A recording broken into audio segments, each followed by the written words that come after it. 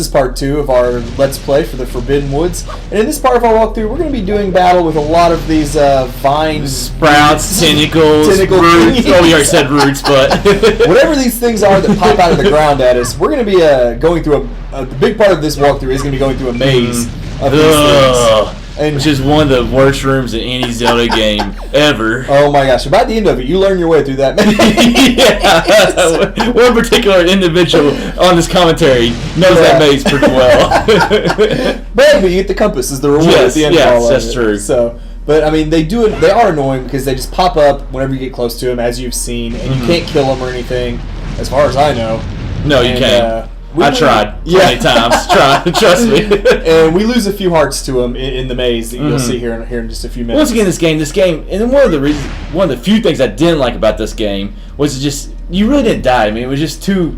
I mean, you really just didn't take much damage anywhere. So you didn't. And I feel like this game, more than any other Zelda game, if you were low on something, it gave you what you needed from either bushes or pots. It seemed like there are a lot of recovery hearts like everywhere. Yeah, or if you're like low on magic, you'd find a magic meter. If you're low on arrows, they'd give you arrows. It seems like the game had some kind of formula. Yeah, I wish the original Legend of Zelda gave this many recovery hearts when you needed them. That would have been awesome. Where you start with more than 3 every time you died. Yeah, well, we don't need to bring up the bad things about Zelda, but yes, exactly. A few minor complaints. Very minor complaints.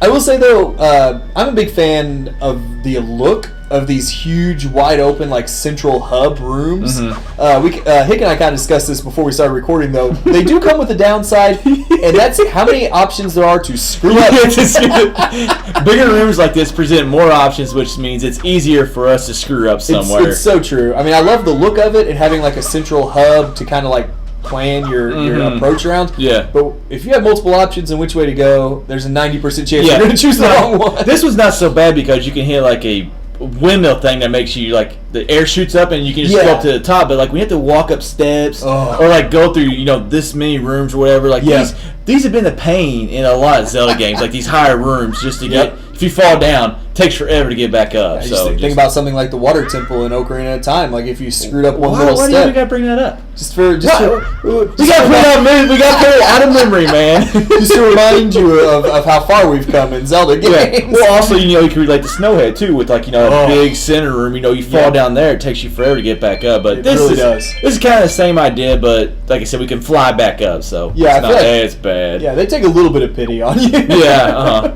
But also, at least in this big hub room, like one way's blocked by a key, so you kind of know we can't go that way. The other way, we know we have to use this, or we eventually figure out that we have to use the big nut or seed or whatever it is to break that. Well, you think I was going to figure it out that fast or something? I like to think that you're just surveying your options right now. That actually, in blind runs, that's actually what I'm doing a lot of time. Just kind of, you gotta look everywhere, see what all your options are. Yep. Hey, shoot, I do that all the time. I'll be like, okay, I'll go through one room, like, nope, go back. Yeah. Try another one. Well, I was wondering what those things were there for, and I don't know if I even went up on those things in this dungeon. I'm not sure either. I know you jumped across the ones right at the beginning of the room, but I couldn't tell you about these. Like, I don't remember a treasure chest. I'm not saying there isn't a treasure chest up there, but I don't remember one on the map being up there. And we don't have the compass to look yet, so. Yeah. I'm not sure. That's a good question. That was like 3 hours from now in real gameplay. But yeah, it is. I do like those big hub rooms for their look. Not so much the actual functionality of them. Sometimes less options is good. Yeah, like in every Zelda game, when you're playing for the first time, you don't know how many rupees you're going to need, so you got to cut all the grass. Of course. Plus, if you ever lose hearts or magic or anything. And I hate these things. I hate these things down here. They're annoying. They don't hurt you. They just stick to you and slow you down. And as you will see in the next 2 or 3 minutes, it takes me a while to figure out how to get these things off. Yep. I mean, the easy way to do it is just to use a spin attack, and they come right off. But if you don't know that, I'm just going to try to keep on rolling because apparently that works. It gets them off, but they keep following you then. At least the spin attack, I do believe, kills them. It does kill them. So, because these 2 or 3 guys you have on you right now, I think follow you into the next room. Yeah, they do. Or maybe not those 2 specific ones, there's like 2 of them that fall me into the next room, and they just proceed to just like not leave me alone for a while. Yeah, I mean, it's annoying. Once you know how to get them off you and kill them, it's not so bad. But if you don't know, you're just like, okay, I'm going to be going really slow through the rest of this. Well, I think the mini boss in this dungeon like spits them out of her butt, or he or she, whatever you want to say. Yeah, lays them like eggs, I guess. I was trying to kill him right there. Oh, I got there one. There you go. Oh, no. Yeah, this one I can't lose, man. No. And this is the big maze that we talked about of these vine things. Problem is, you just go charging right into the room. You don't really realize it's a maze. You start running right into these things. Oh, yes. As you'll see us do several times. Well, I think I see them, actually. I just still do it. Dude, I'm so distracted by those spiked ball things right now. I actually think I did that on purpose, trying to kill them by running into that thing. It's like, hey, if the vines can kill me, they should kill these guys. Spikes on spikes. This will work out great. Hey, your theory was sound. It was a good theory. It's like a porcupine find a porcupine. Yeah. I'll tell you They don't kill each other. No. Who knows? I don't want to know what they do. This is annoying as heck, though. You go all the way through the maze here on this side. And, and then it closes. Yeah. Jeez, I hate mazes. I hate mazes in Zelda. Not mazes, but like when things sprout up. Yeah. And it's a maze. It's annoying just because, I mean, you really can't see where to go, what to do, until you're running straight into them. And if your reflexes aren't quick enough, you're just going to run right into them. Or if you're like us and you just don't have the patience and you just run full speed ahead, you just end up running into them. At this point, you guys know how we are. We're pretty gung-ho. We got more than one heart for a reason. Yes. And that's to lose them. But it does suck. We get here, and we're like, oh, we got to go. There's one bomb sitting over there. Yeah, exactly. We got to go all the way back through here to get that bomb. And obviously, it's a maze. You just can't walk. No. Straight there. You got to go all the way back around. It was a good thought, but like we said, eventually you learn kind of where these guys are going to... Not yet we don't, but eventually we learn where these things sprout up, and when we come back, we go really quickly through there for the most part. You see all that grass right there? I knew there was plenty of hearts in this room. I was not worried about it.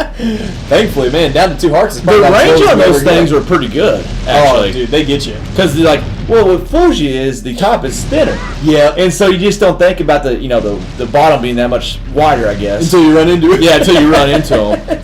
Those big old thorns coming out. Oh, that's too close. Yep. Hey, but you're learning. You're learning.